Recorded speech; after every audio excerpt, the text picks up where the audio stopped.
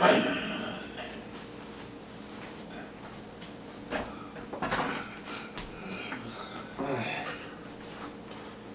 gonna sit over here if that's okay. Huh? I'm gonna sit right here. If that's okay with you.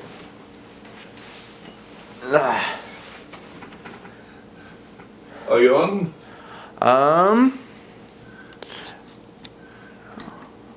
All right, we are now on.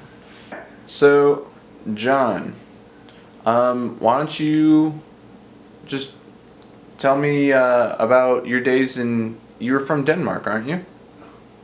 No? No.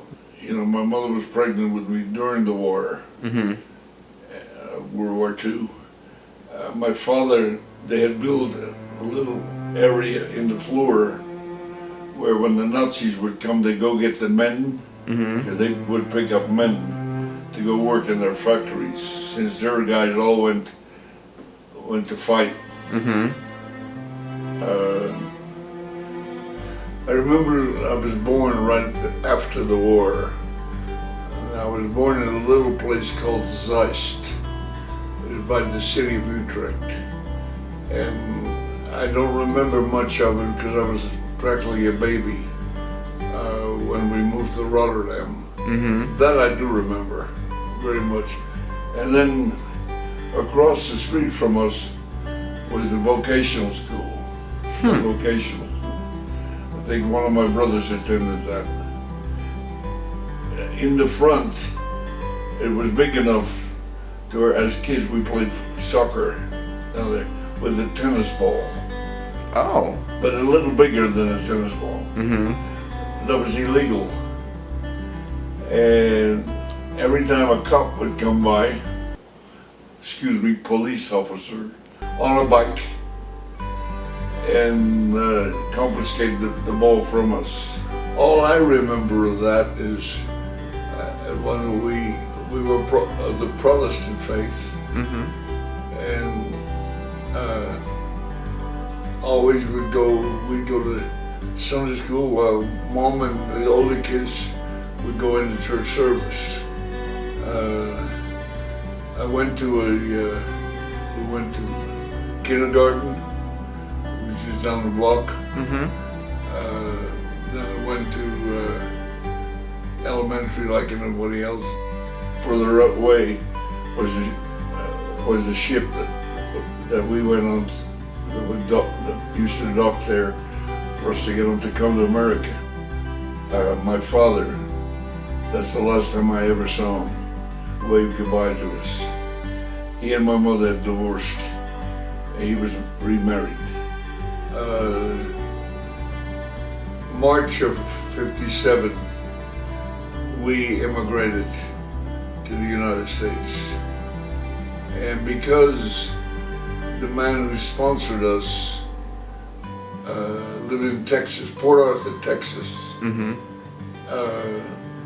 and the missionary that represented him for us was in the Air Force at the time in Lake Charles, Louisiana. That's where we went, first moved and lived for the first 2 years. He spoke no English. All I knew was no, thank you, yes, and goodbye. That's all I knew. So going into 5th grade, that's where we started. I was scared to death. How did you end up learning English? What? How did you end up learning English? Well, 2 ways.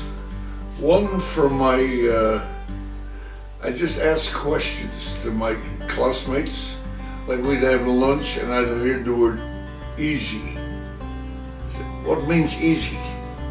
And the guy said, not hard. I knew what hard meant, not hard. Slowly, each time you get a little more, and from TV, you learn those things. When we first came to Louisiana, you know, we learned English, but when we moved to Utah 2 years later, my sister and I started to sound like that, you know. To my aunt, I'd say, yes, ma'am. Says, John, I'm not a ma'am. Yes, ma'am. It was interesting. 4 years ago, which is the time span is about 46 years. My son and I went back. We went to Rotterdam, first of all to the place where he was born, then to the place where I grew up that I remember very well as a kid. And I was both sad and happy. Okay.